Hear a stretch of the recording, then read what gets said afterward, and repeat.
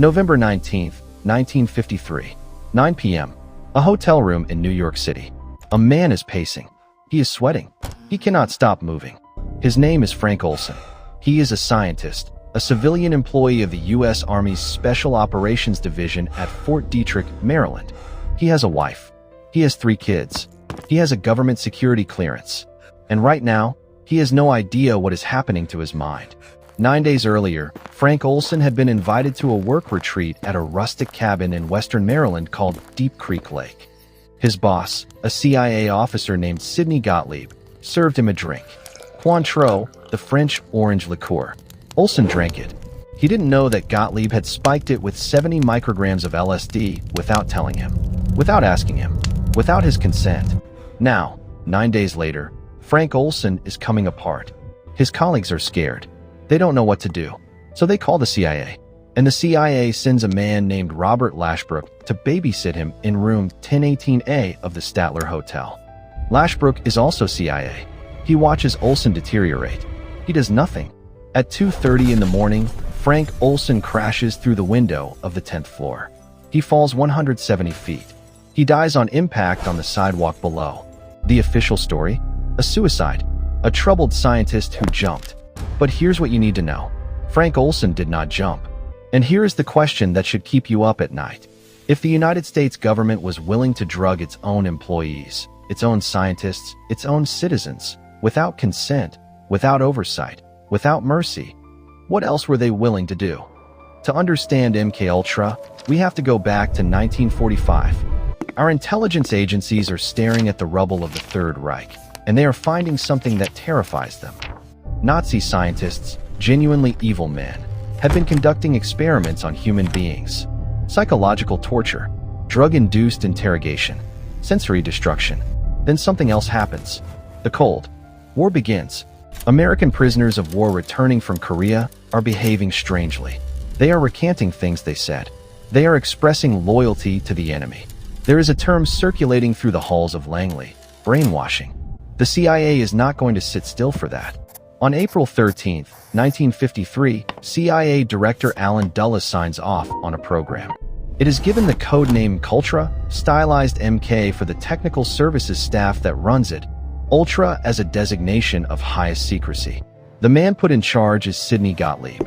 He holds a doctorate in biochemistry from California Institute of Technology. He is 35 years old. He is mild-mannered. He raises goats on a farm in Virginia. He drives a beat-up car.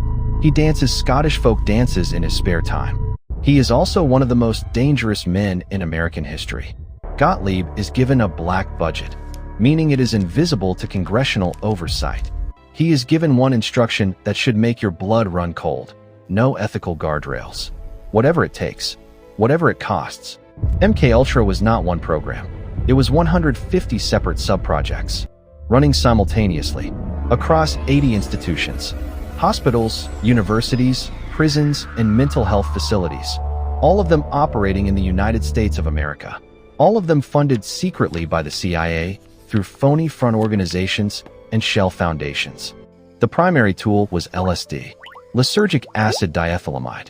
A Swiss chemist named Albert Hofmann had accidentally synthesized it at Sandoz Laboratories in Basel, Switzerland, in 1943. The CIA got wind of it in 1951.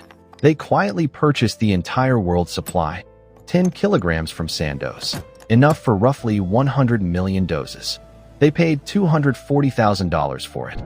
Some of those people were volunteers, military personnel who agreed to participate in experiments in exchange for pay or reduced sentences. Some of them were prisoners, but a disturbingly large number were ordinary American citizens who had no idea they were being dosed. At a facility in San Francisco, the CIA ran an operation called Project Midnight Climax. CIA officers watched the whole thing from behind one-way mirrors. They took notes. For years. This wasn't a movie. This actually happened. In San Francisco, in New York, on American soil, to American citizens. At the Allen Memorial Institute in Montreal, Canada, a Scottish-American psychiatrist named Dr. Ewan Cameron was doing something even darker. Cameron was funded through a CIA front organization. He was testing a technique he called psychic driving. He believed he could erase a person's existing personality and reprogram it. He would put patients, people who had checked in for depression or anxiety, into drug-induced comas for weeks at a time. He played looped audio recordings through speakers embedded in pillows, sometimes for 20 hours a day. He administered massive doses of electroconvulsive shock therapy, far beyond any medical standard. The results were catastrophic. Patients emerged unable to remember their names, unable to remember their families. Some reverted to a state of infancy. Some never recovered. Cameron kept going. At Lexington, Kentucky, the CIA funded experiments at the U.S. Public Health Service narcotic farm. There, researchers gave heroin addicts, inmates at a federal facility, large doses of LSD in exchange for heroin. They were told they were receiving medicine. They were not told anything truthful. Not once. The shadow villain was the Cold War logic itself. The belief that our enemy would do anything. So we had to do it first. Even if our enemy turned out to be our own people. The program had a fundamental problem. It didn't work. After a decade of experiments, a decade of dosing unwitting Americans, of destroying minds at Montreal, of running prostitutes in San Francisco safe houses, Sidney Gottlieb had no reliable method of mind control. What they had instead was a mountain of human wreckage, and a mountain of evidence. A system designed to protect Americans from foreign threats had been turned inward, and no one in a position of authority tried to stop it. By the early 1960s, certain CIA officials were growing nervous. Robert Kennedy, then Attorney General, was aggressively investigating the CIA's covert operations. In 1963, CIA Inspector General John Ehrman conducted an internal review of MKUltra. What he found horrified him. He wrote a classified report noting that the program involved coercion of individuals and violated fundamental ethical standards. He recommended shutting it down. The recommendation was noted. The program continued.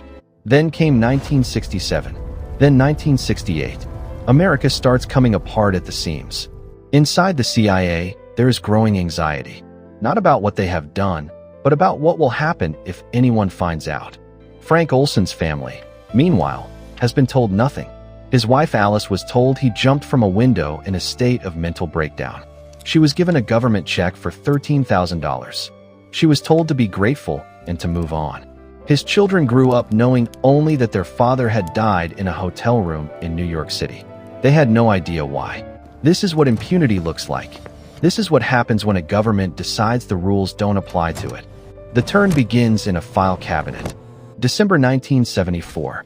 A journalist named Seymour Hersh publishes an explosive story in the New York Times. He reports that the CIA has been conducting domestic operations, spying on American citizens inside the United States. Congress mobilizes. The Senate creates the Church Committee, formerly known as the Senate Select Committee to study governmental operations with respect to intelligence activities, chaired by Senator Frank Church of Idaho. In January 1973, more than a year before any of this, Gottlieb had ordered the destruction of all MKUltra files. Every record, every clinical report, every experiment log, every name of every subject who was ever dosed. Shredded.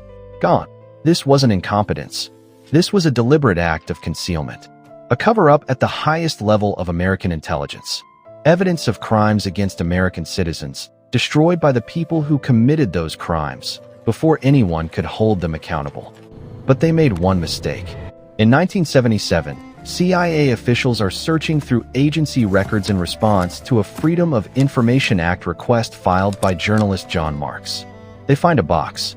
7 boxes of documents, actually 16,000 pages, that had been stored not with the operational files, but in a financial records room at a CIA facility in Warrenton, Virginia.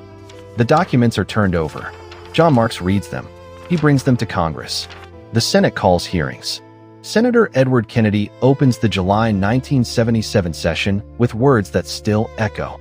The CIA, he says, had conducted experiments on thousands of Americans, citizens who had no knowledge they were being used. Sidney Gottlieb is called to testify. He comes. He speaks.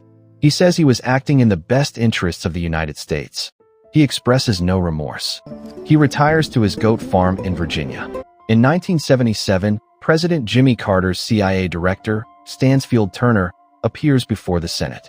He confirms the existence of MKUltra. He confirms the 150 subprojects. He confirms the unwitting human experimentation. He provides what records remain. He calls it a chapter in our history that the United States must confront honestly. The Senate's final report is damning. It establishes that American citizens were subjected to psychological torture, drug experimentation, and non-consensual medical procedures by their own government. It establishes that evidence was deliberately destroyed.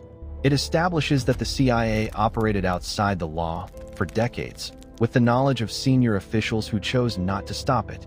Ewan Cameron's victims, the patients at the Allen Memorial Institute in Montreal, eventually sue.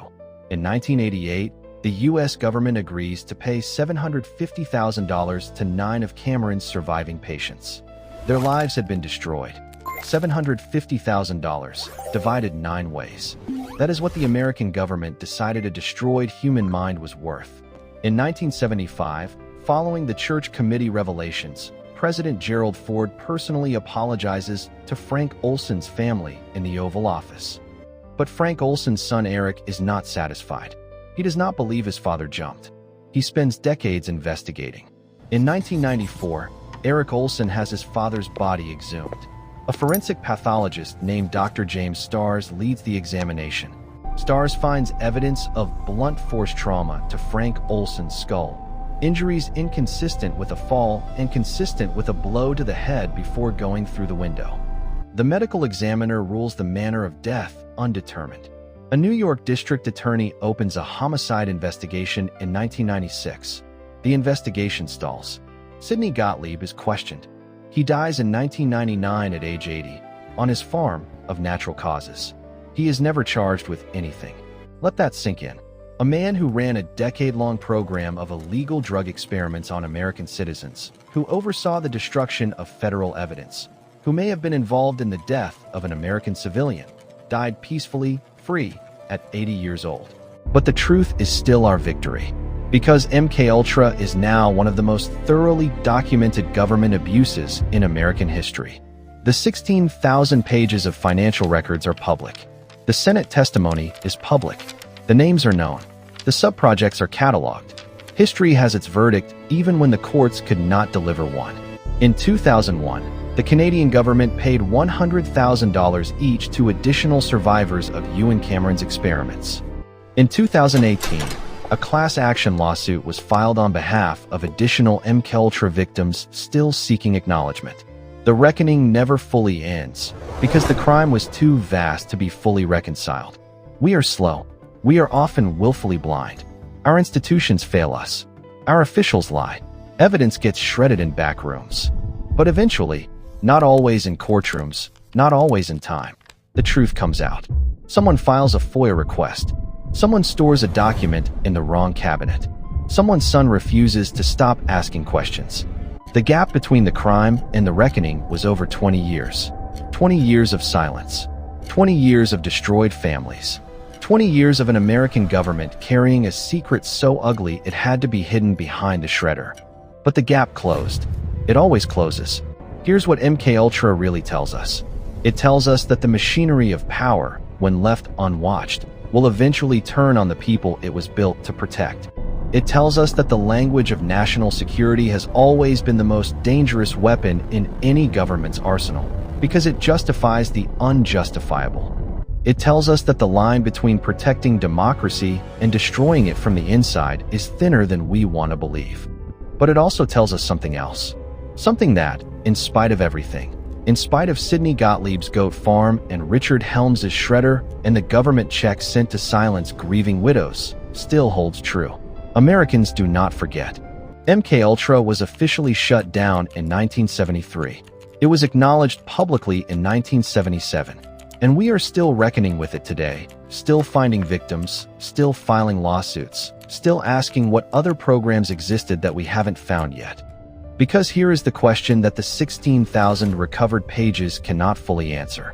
If they destroyed most of the evidence, if those original files were shredded before anyone could read them, what exactly did those files contain that was worse than what we already know? That question has no clean answer, and maybe it never will. So I'll leave you with this. The United States government ran a secret mind control program for over a decade. It used our hospitals, our universities, our prisons. It dosed our citizens. It destroyed evidence. And when it was over, almost no one went to prison. Almost no one was held accountable. The man who ran it died in his bed. So I'll leave you with this. If MKUltra could happen then, with full government authorization and zero accountability, what would it take to prevent it from happening again? Drop your answer in the comments.